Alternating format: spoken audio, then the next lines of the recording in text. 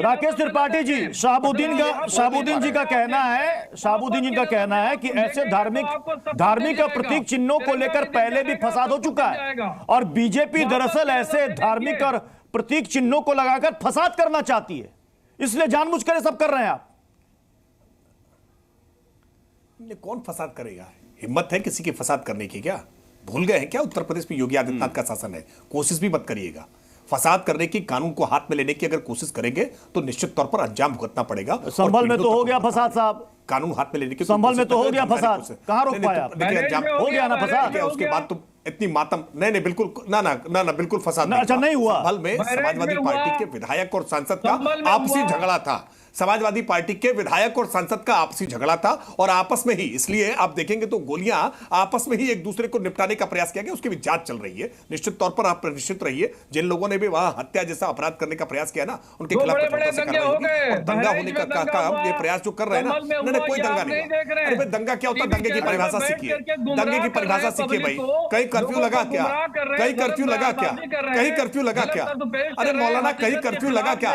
आप याद करो भाई, मौलाना साहब उम्र हो गई आपकी, कहीं कर्फ्यू लग जाएगा तो दवाई नहीं मिल पाएगी, बच्चों को दूध नहीं मिल पाता है, लेकिन वो समाजवादी पार्टी के शासनकाल में होता था, अब भाजपा शासनकाल में नहीं होता। कहीं बताइए कहीं कर्फ्यू लगा हो? अब कहीं कर्फ्यू नहीं लगता है। अब कानून व्यवस्था अगर कोई तोड़ने का प्रयास करता है ना तो उसका पोस्टर चस्पा करा देते हैं, उसका पोस्टर चस्पा करा देते हैं, उसका घर कुर्क और नीलाम करा देते हैं अगर सार्वजनिक संपत्ति का नुकसान करता है। मौलाना साहब भड़काइए मत, आप तो क्या टीवी डिबेट में भड़का के चले जाएंगे, कुछ मासूम लोग आपकी बात में भड़क जाएंगे और उनका घर द्वार टूट जाता है। नहीं ये मत क्या करिए मौलाना साहब, मैं आपको चेतावनी देकर कह रहा हूं, मौलाना साहब आपको चेतावनी देकर कह रहा हूं। मैं जानता हूं आप तो अपने पीछे ये किताबें लगा करके पढ़े लिखे होने का ढोंग करके लोगों को भड़का देते हैं। लोग इस गलत फहमी में कि मौलाना पढ़ा लिखे हैं और मौलाना जो कह रहे हैं ये बात सही है, लेकिन ऐसा होता नहीं है भाई।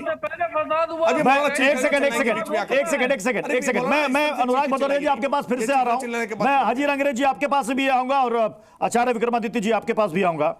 नहीं मौलाना सबको समझाइए, पृथ्वी जी मौलाना सबको समझाइए। मैंने शुरुआत में ही सभी मेहमानों से कहा कि अपनी अपनी बारी में बोले, क्योंकि लगातार एक दूसरे के बीच में बोलते रहेंगे तो किसी को कोई बात समझ में नहीं आएगी। मैं अनुराग भदौरिया जी मैं आपके पास आ रहा हूं, क्या धार्मिक स्थलों की अगर पहचान हो रही है तो क्या ये नहीं होनी चाहिए?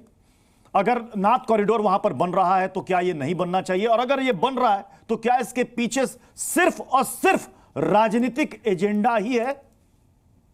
देखिए मैंने आपको बोला कि धर्म आस्था का विषय है। अगर किसी धर्म के लिए कोई काम होता है तो किसी को कोई ऑब्जेक्शन नहीं होता है। मैं आपको सच बता रहा हूं, हिंदुस्तान बहुत प्यारा देश है, यहाँ सभी मिलजुल के रहते हैं, लेकिन भारतीय जनता पार्टी एजेंडा चलाती है।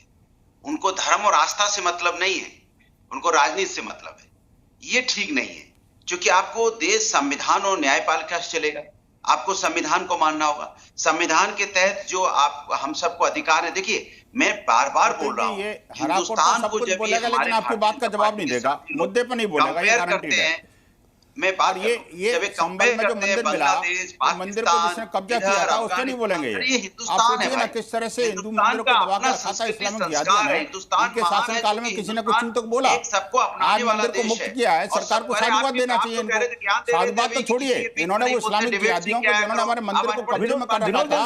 विनोद बंसल जी अनुराग भदौरिया कह रहे हैं अगर कोई धार्मिक स्थल है वहां पर पूजा पाठ, अगर कुछ ऐतिहासिक जानकारी, तो इनको कोई दिक्कत नहीं है। ये कह रहे हैं होना चाहिए, क्या प्रॉब्लम है? कोई दिक्कत नहीं है।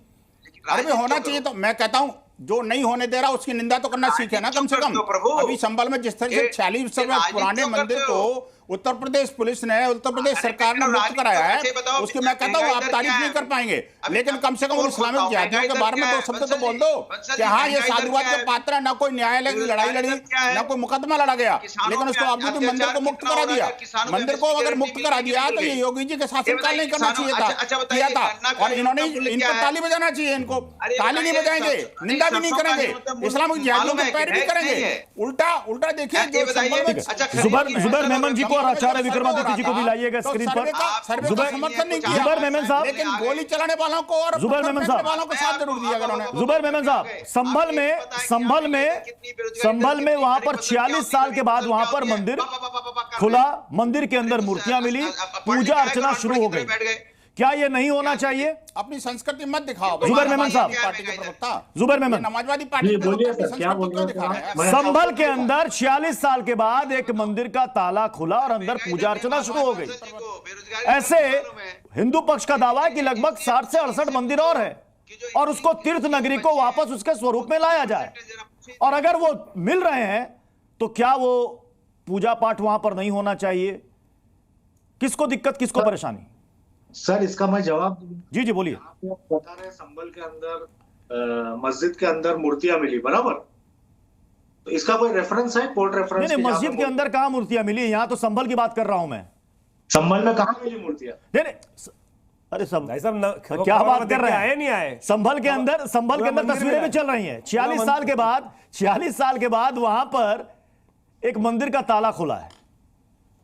तो मंदिर में मूर्तियां ही मिलेंगी और क्या मिलेगा, इसमें क्या नया? तो मंदिर पे कब्जा कैसे कर रखा था जनाब? ये पे सबसे पहले खबर अगर देख के आते हैं या केवल मदरसे पढ़ के आते हैं? मुझे बड़ी विचित्रता लगती है कि टीवी पर बैठ के यहाँ पर मौलवी साहब बोल रहे हैं कि कहाँ मिली। अरे सामने दिखाई दे रही है, भगवान शंकर का शिवलिंग दिखाई दे रहा है, सामने मिट्टी में दबा हुआ पूरा मंदिर था साहब। किस प्रकार से मौलानाओं ने कब्जा कर रखा था? मैं तो कह रहा हूं इनको भी चेक, इनको नहीं पता था क्या? जो लोग वहां रह रहे थे, आसपास पूरी गली रह रही थी, एमपी साहब का घर 200 मीटर दूर है, क्या उनको पता नहीं था? कहते हैं वहीं से रहते हैं, 7 बार उनके पिताजी उस इलाके से जीत के आए। जब 7 बार क्या एक बार कोई एमपी बन जाता है तो मतलब रफ्ता हर कोने बिचाले तक से मालिक होता है, उनको पता होता है क्या स्थिति होती है। यहां बैठे हुए व्यक्ति बोल रहे हैं साहब कि हमको कहां मिली? अरे सामने देखो, जहां जहां तुम्हारी मस्जिद है वहां सबने मंदिरों पे दबा के आप लोगों ने मस्जिद बना रखी है। ठीक है, जुबैर मेमन साहब लोगों ने